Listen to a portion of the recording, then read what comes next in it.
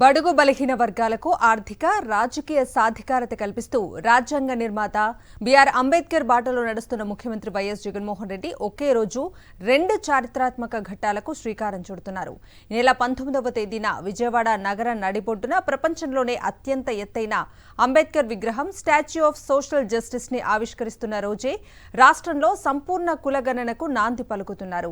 తద్వారా అర్హత కలిగిన ప్రతి ఒక్కరికి ప్రభుత్వ పథకాలు, సంక్షేమ కార్యక్రమాలను అందించడం ద్వారా సంతృప్త స్థాయిలో ప్రయోజనం చేకూర్చేలా అడుగులు వేస్తున్నారు. బాబాసాహెబ్ ఆశయాలను నెరవేరుస్తూ చిత్తశుద్ధిని చాటుకుంటున్నారు. గ్రామ వార్డు సచివాలయ శాఖ గతంలో వాలంటీర్ల ద్వారా సేకరించిన డేటా ప్రకారం రాష్ట్రంలో గ్రామాల్లో 1,23,40,422 కుటుంబాలకు చెందిన 3,56,62,251 మంది నివాసం ఉంటున్నారు.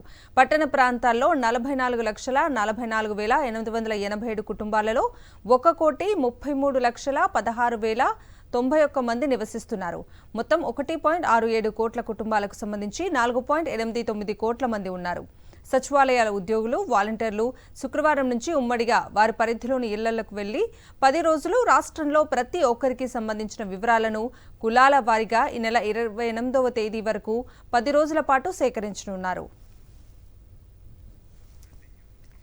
ఇంటింటి కులగణన ప్రక్రియలో వివిధ కారణాలతో నమోదు చేసుకోకుండా మిగిలిన వారి కోసం ఈ నెల 29 నుంచి ఫిబ్రవరి 2 వరకు సంబంధిత కుటుంబాలకు చెందిన వారు ఎవరైనా ఒకరు వెళ్లి వివరాలు నమోదు చేసుకునే అవకాశం కల్పిస్తారు. రాష్ట్ర ప్రణాళిక శాఖ, బీసీ, సాంఘిక సంక్షేమ శాఖలతో పాటు గ్రామ, వార్డు సచివాలయాల శాఖలు ఆయా జిల్లాల కలెక్టర్ల ఆధ్వర్యంలో కులగణన కార్యక్రమాన్ని పర్యవేక్షించనున్నాయి. కులగణనకు సంబంధించి ఇప్పటికే వివిధ కుల సంఘాల ప్రతినిధులతో జిల్లాల వారీగా ప్రభుత్వం ప్రత్యేక రౌండ్ టేబుల్ సమావేశాలు నిర్వహించింది. రాష్ట్ర స్థాయి కులగణన నేపథ్యంలో 6 జిల్లాల్లో 7 సచివాలయాల పరిధిలో పైలట్గా కులగణన ప్రక్రియను విజయవంతంగా నిర్వహించారు. 3,323 కుటుంబాలకు సంబంధించి 7,195 మంది వివరాలను నమోదు చేశారు. శ్రీకాకుళం, డాక్టర్ బిఆర్ అంబేద్కర్ కోనసీమ, ఎన్టీఆర్, శ్రీ పొట్టి శ్రీరాములు నెల్లూరు, వైఎస్ఆర్ కడపతో పాటు అల్లూరు సీతారామరాజు జిల్లాల్లో కొన్ని సచివాలయాల పరిధిలో ఈ ప్రక్రియను పూర్తి చేశారు. గిరిజన, మారుమూల ప్రాంతాల్లో యాప్లో వివరాల నమోదుకు సిగ్నల్లు లేని చోట్ల ఆఫ్లైన్ విధానంలో సేకరించారు.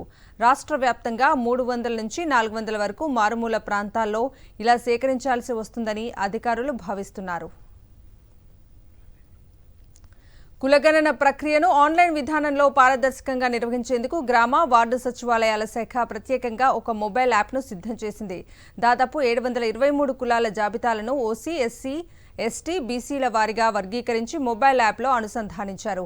ఇంటింటికి వెళ్లి వివరాల సేకరణ సమయంలో ఆయా కుటుంబం ఏ కేటగిరీలోకి వస్తుందో యాప్లో సెలెక్ట్ చేయగానే కులాల జాబితా కనిపిస్తుంది. వారు వెల్లడించే వివరాల ప్రకారం కులగణన సిబ్బంది దాన్ని నమోదు చేస్తారు.